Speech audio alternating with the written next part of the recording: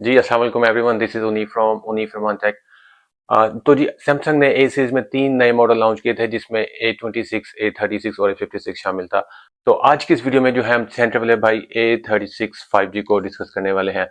इस फोन की जो मजेदार बात यह है कि इसने कुछ चीजें A26 अपने छोटे भाई से ली हैं और जो कुछ चीजें हैं वो इसकी अपनी और कुछ चीजें इसके बड़े भाई A56 से मिलती जुलती हैं। तो आज की इस वीडियो में हम इसी फोन के बारे में डिस्कस करेंगे। सबसे पहले इसके प्राइस टैग की बात कर लेते हैं। जो पाकिस्तान में इसका वेरिएंट अवेलेबल है वो 8 GB रैम और 256 GB मेमोरी में अवेलेबल है।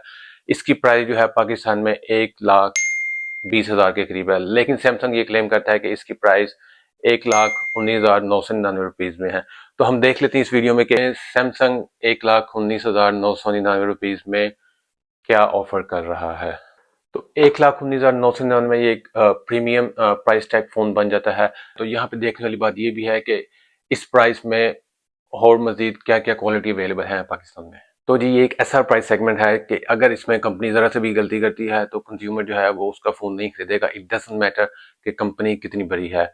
और मजे की बात ये भी है कि पाकिस्तान में जो है वो लोग इसी प्राइस टैग में जो है वो फोन में इन्वेस्ट भी कर रहे हैं। हैविंग सेड दैट, पाकिस्तान में जो है वो सैमसंग A36 ए की वेरिएंट में लॉन्च हो रहा है जो कि 8 GB रैम और 256 GB मेमोरी में अवेलेबल है।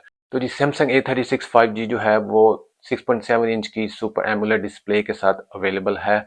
और सुपर एमोलेड डिस्प्ले के साथ साथ जो है ये 120 हर्ट्ज का रिफ्रेश रेट प्रोवाइड करता है। और मजे की बात यह है कि इसकी स्क्रीन में फिंगरप्रिंट स्कैनर की ऑप्शन अवेलेबल है जो कि सैमसंग A26 इसके छोटे भाई में अवेलेबल नहीं थी। और इसी वजह से हमने A26 को थोड़ा सा क्रिटिसाइज भी किया था अपनी वीडियो में। ये बात जरूर है कि जो इसका फिंगरप्रिंट स्कैनर है वो ऑप्टिकल फिंगरप्रिंट स्कैनर है जो कि सैमसंग के हाई एंड फोन की तरह का नहीं है। यही वजह है कि इसका जो फिंगरप्रिंट है वो थोड़ा स्लो प्रोसेस करता है। तो अगर इसकी बॉडी की बात करें, जो इसका फ्रेम है वो प्लास्टिक बिल्ड में अवेलेबल है, लेकिन अगर आप इसको इन हैंड देखें तो देखने में ऐसे लगता है कि जैसे मेटल का फ्रेम दिया गया है। और अगर इसके बैक साइड के ऊपर देखें तो डेफिनेटली इसका जो बैक है वो ग्लास के ऊपर राइट साइड के ऊपर जो है वो इसके पावर बटन और वॉल्यूम कीज को दिया गया है। नीचे वाली साइड के ऊपर जो है वो टाइप सी की चार्जिंग स्लॉट अवेलेबल है। साथ ही साथ जो है वो लाउड स्पीकर की ऑप्शन है और 2 माइक्रोफोन दिए गए हैं। सिम स्लॉट जो है वो भी नीचे दी गई है। तो सिम निकाल के चेक कर लेते हैं कि इसमें डुअल सिम की ऑप्शन अवेलेबल है या नहीं।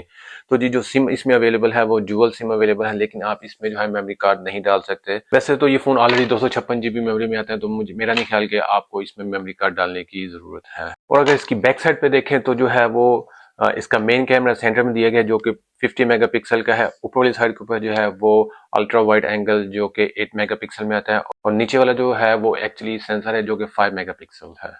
डिजाइन की अगर आप इसकी बात करते हैं तो अगर आप एक नॉर्मल सैमसंग के यूजर हैं और अगर आप इसको सैमसंग के पिछले मॉडल जैसे कि A35 या A34 से कंपेयर करेंगे तो ये दिखने में आपको वैसे ही लगेगा। लेकिन अगर आप इसको एज अ न्यू फोन लेते हैं तो इसका जो डिजाइन है वो काफी प्रीमियम है। जो इसका बैक कैमरा है वो ट्रिपल सेटअप में दिया गया है, लेकिन इसके कैमरे के जो एजेस है जो राउंड है उसको जो है मेटल फ्रेम में दिया गया है। अपार्ट फ्रॉम दैट अगर हम इसके इंटरनल्स की बात करें तो जो इसका छोटा भाई A26 और इसका जो बड़ा भाई A56 है उन दोनों में सैमसंग ने अपना प्रोसेसर दिया गया है। ये सीरीज का वाइस फोन है जिसमें आपको स्नैपड्रैगन का सॉफ्टवेयर मिलता है। और अगर आपको मैं एग्जैक्ट प्रोसेसर बताऊं वो स्नैपड्रैगन का 6 Gen 3 लगाया गया है। और सैमसंग जो है इस फोन के साथ साथ आपको 6 साल की जो है वो सॉफ्टवेयर की अपडेट की गारंटी भी देता है।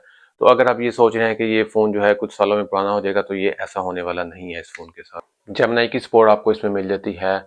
सर्कल टू सर्च की ऑप्शन इसमें अवेलेबल है और साथ के साथ वीडियो एडिटर आपको देखने को मिल जाता है। तो कहने का मतलब ये है कि सैमसंग के जो भी मेन हाईलाइटेड फीचर हैं वो आपको इस फोन में देखने को मिलेंगे। स्पीकर सिस्टम की अगर आप लोग बात करते हो तो वो आप यहाँ पे चेक कर सकते हैं। डिटेल हमें लाइव इवेंट से पहले मिल चुकी हैं। ये एक इंसेन है। उसकी मेन रीजन ये भी है, नॉर्मली इस प्राइस टैग के फोन्स के अंदर जो है वो सॉफ्टवेयर के थ्रू आवाज स्पीकर को जो है वो बेहतर बनाया जाता है, लेकिन ये फोन वो नहीं है। इसमें डुअल स्पीकर का इस्तेमाल किया गया है जो कि बाकी फोन्स की निस्बत बहुत बेहतर है। और अगर आप इसकी परफॉर्मेंस की बात करते हैं तो ऑन के ऊपर इसका जो स्कोर है वो 650 के करीब आया है।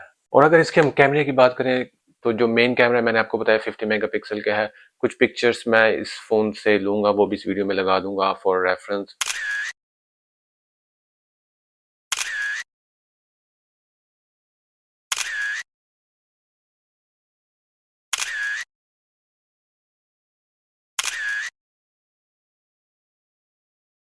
और अगर इसके मेन कैमरे की वीडियो रिकॉर्डिंग की बात करें तो ये 4K के ऊपर वीडियो को रिकॉर्ड कर लेता है, जो कि इसके बड़े भाई A56 में भी 4K रिकॉर्डिंग की ऑप्शन अवेलेबल है। फॉर द रेफरेंस ये जो वीडियो मैं बना रहा हूँ ये इसी फ़ोन के फ्रंट कैमरे से बनाई गई है, और इसका जो ऑडियो आ रहा है वो भी इसी फ़ोन का है डेफिनेटली।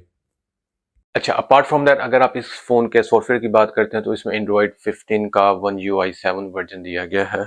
और अगर हम इसकी बैटरी की बात करें, बैटरी जो है वो 5000 mAh की दी गई है, और साथ के साथ आपको जो है 45 वॉट की वायर्ड चार्जिंग देखने को मिल जाती है। इस फ़ोन के मुतालिक अगर आप मेरे रिव्यू जानना चाहते हैं तो मैं यही कहूँगा, ऑल इन वन ये एक गुड लुकिंग फ़ोन है, लेकिन अगर इसका प्राइस टैग 1 लाख के करीब पाकिस्तानी मार्केट में होता तो बहुत अच्छी डिवाइस बन जाती थी। लेकिन फिर भी जो लोग सैमसंग यूज़ करते हैं वो जानते हैं कि सैमसंग अपनी क्वालिटी के ऊपर कभी भी कंप्रोमाइज़ नहीं करता। यही वजह है कि सैमसंग की हर फ़ोन की जो प्राइस है वो पाकिस्तानी मार्केट में तकरीबन 15-20 हज़ार बाकी फ़ोन्स की निस्बत ज़्यादा ही रहती है। तो जी इस वीडियो में सिर्फ इतना ही। अगर आप चैनल पे नहीं है तो सब्सक्राइब कर लें। दिस इज उनीप साइनिंग ऑफ।